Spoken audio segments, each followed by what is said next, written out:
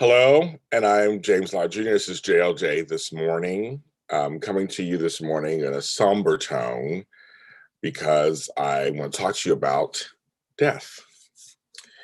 Um, it's very interesting um, how how we live this life. On the show not too long ago, I talked about death, my own mortality, and how I'm not afraid of it. I know that we have to go that route. You can't escape it. We all leave dead. We can't leave here, otherwise. And it is, we live our lives every day just like we're supposed to the fullest, hopefully. And have experiences. You meet people come into your life, that kind of thing. And you don't really think about what would happen if they go. Well, some people do. I don't really think about it, not on a regular basis or anything. But you're living your life and you just expect to see them the next time you see them, or talk to them the next time you're going to talk to them. I've had I had a bunch this year, especially, of instances where I've talked to someone and then they've died, like maybe a day or so, and in this case, maybe a week or so later. Um, and that's a strange thing too when it's unexpected. In my life, I don't have a lot of people who are sick for a long time and then they go. In my life, a lot of times it's quick. It's like something happens, that's it. And people debate back and forth, is that better or worse? Sometimes when people die right away, even I get a chance to say goodbye to them or say how you feel. That's kind of sometimes what people focus on. For them, the humane way, if anything happens to anybody, I want to go quick.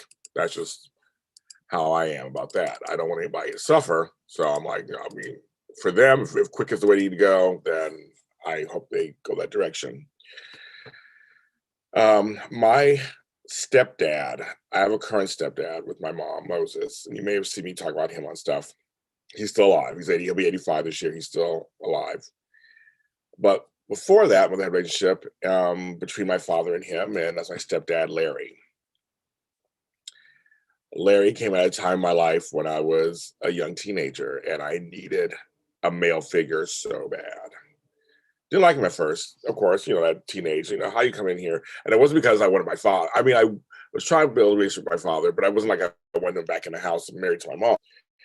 It was just, who's this guy coming in? He was kind of masculine in his own way. And he was a guy. Yeah, it was the 80s. Yeah, he smoked weed. He liked porn. He drank a little bit. He had friends. He had funny sayings. I mean, he was a guy, and I didn't have that in my life. At the time, my father and I were just not connecting. My father was in Sacramento. We weren't connecting at all. And here in Inglewood, in LA, Larry was with us, and my brother and I and people in my life, we grew close to him. And he had a solid job. He loved my mother. He wasn't perfect, which nobody is, right? Nobody's perfect. And that's the good thing. That's what showed me that he was a guy. He was a guy who could be funny and have fun stuff. And I was a teenager and figuring things out in my life, and it was just nice to have somebody there to kind of introduce things to me. Show me a little bit of the way. He was black. Like, he was one of those guys he was in his blackness. He thought he was cool. He was like tiny. He was like 4 foot nothing. But he was strong and tall in personality. We kept in touch this whole time. We've always kept in touch. There would be gaps before we would even see each other. Thank you, Bradley. I appreciate that. We had gaps, and when we see each other, we always kept in touch by phone and later by text and then here on social media. Thank you, Kirsten. I appreciate that. Um, and it was just this. We literally he talked about me. I have his last text to me. We're talking about my appearance on Jimmy Kimmel. He's kind of making fun of me, just which is what he would do. He called me Junior because I hated being called Junior, so that's what he called me, of course. But it was a fun when he said it was funny. I call him Daddy Larry. They call me Junior. I'm James, not Junior. That's why, of course. And it was a term of endearment. He gave my stepmom, my second stepmom, her nickname Mama Doe. And we call it, people still call her that to this day. I mean, it just kind of, it's just, and he inspired one of my songs. I realized today, I was in shock last night. My song Honey Lamb, which was I think it was my fourth single. It was my second single with Chog, the group Chog. And it was a minor hit for me. And Honey Lamb came from him because he would call girls honey lambs, honey lamb. Hi, honey lamb, like a term of endearment. And I just loved Honey Lamb. It just always stuck with me. And any of my friends in San Francisco will know this. Thank you, Barbara Ann. Know this about me, that I always say Honey Lamb. That was a big thing. My friend Kusa says Honey Lamb to me. Like, it's just one of my I always come up with these, like cheese and crackers. People, I come up with things. But that was him too. He had he had a saying, and this is, excuse everybody in my language. This is not cussing or anything, but just it's just he's always a little dirty for fun, for comedy. And whenever I get smart with him, like I say a smart remark, he would say, everyone loves a little ass, no one likes a smart ass. And that's kind of like, it's got some little funny thing he started saying to me all the time. He had a bunch of sayings all the time, but we would talk, and it was funny. He moved into a new place last year, a year before last.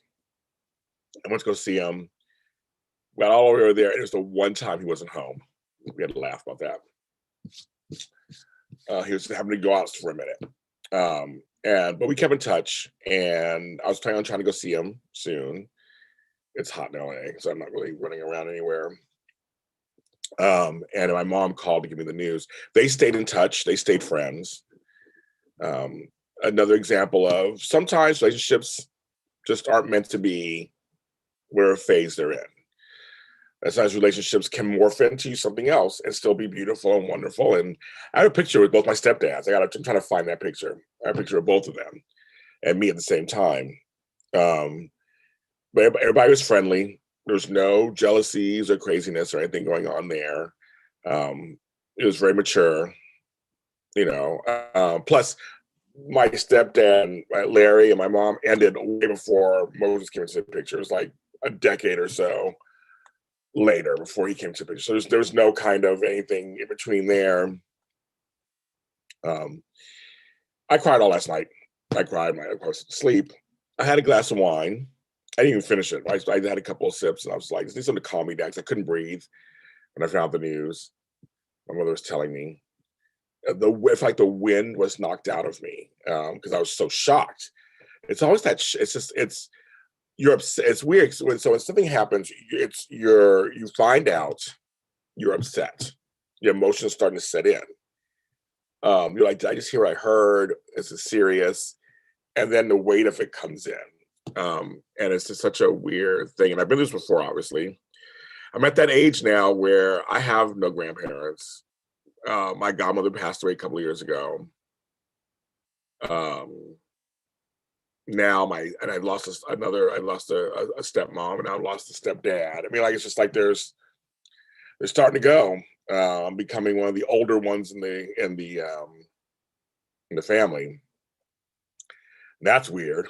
And my mom said when she lost both her parents that she felt like she was an orphan of some sorts. And my friend David said the same thing. So it's this weird feeling when you don't have any parents.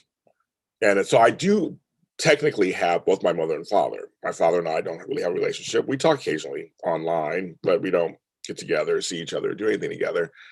I see my mom all the time, but so technically I still have them alive. And so I guess technically I have a grandmother too, but we don't have a relationship either. And it's just, but the ones that count for me, the ones that I care about, they're gone. They all left within the last 20 years. Um, Aunts, uncles, gone. I pull out pictures I post on social media. My brother Max and him. It's a picture of the three of us from the 80s. I'm the only one left. And now that's starting to happen. I have several pictures of people where I'm one of two people left in the picture. I used to hear my grandparents talk about that. I had a grandmother talk about that. So it was a little hard to look at pictures sometimes because of that. I thought, ooh, now it's happening to me. I'm only 52. Um, it's a very strange thing. But death is inevitable, right? It's gonna happen to all of us. We can't get out of it. Uh, you have to mourn the loss, right? It's okay to cry and get upset and have emotions today, tomorrow, next week, whenever. I I just all these memories just flooding in, just always a million, I mean, good, bad. I mean, it's like his life is flashing before my eyes, so to speak. Like the parts that I was in. I don't know any other stuff, but I was in. Um, I like to think he's in heaven, um, and up there reunited with Max, everybody else that I love up there. I do feel for his sons and for his grandkids. His grandson was the one who pulled him off life support. Apparently, he had a massive stroke, and I guess that was it. Strokes are serious, folks. They really are serious. Um, and it's like 'cause I'm looking at my own mortality as I get older, and as I'm trying to lose weight and trying to eat healthier, and because I want to live at least a healthier life. Losing my friend James a few months ago, who was 47, 48 years old, a heart attack. Losing my friend Shabdu Quinones earlier this year. He was 60 something years old, who was healthy for the most part. My friend earlier, her husband passed away. Noah passed away last couple of weeks. Um, my second mother, Elaine, passed away earlier this year. We had to do a funeral recently. Um, so a lot of people they're just dropping out. And I mean, I went last. It's funny. Last year, I only had one death last year. And that was due to COVID. That I somebody I knew. But other than that, it was a very quiet year for that. And it just gets a little harder when you get older. You just kind of go, wow, this is the anniversaries come up now on Facebook.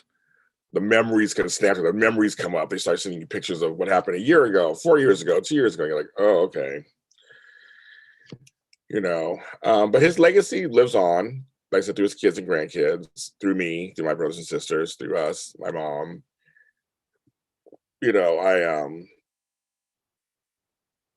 I might even write a poem about him or a song, or who knows what come out of this, creatively, or a story. uh and it's funny because I was just this week starting to come back to life in my professional life. I started sending out emails about some of my interview shows. I was getting ready to do something. And like today, I'm not doing anything. I'm answering a few emails, but that's it. Today, I'm going to go see my mom and hug her and cry probably some more. And just take it easy today. I don't have to. I don't have to do anything. I had a client. I had to postpone. I didn't know what was going on. Um, so I'm doing a few lives. I'm going to might do an IG live too and say hello to everybody. Talk it out a little bit. It helps talk it out sometimes, so you don't feel so alone. And but rest in peace, Larry Jones. You were amazing in my life, and were a great influence for me. And I hope that when I go, people will say good things about me too, like they are for you right now, I'm sure. But everyone, please, I guess the lesson today is love the one you know and who is in your life. Let them know you love them. At least last time I talked to him, I did tell him I love him. We say love each other. Make sure you say that to each other. It's very important.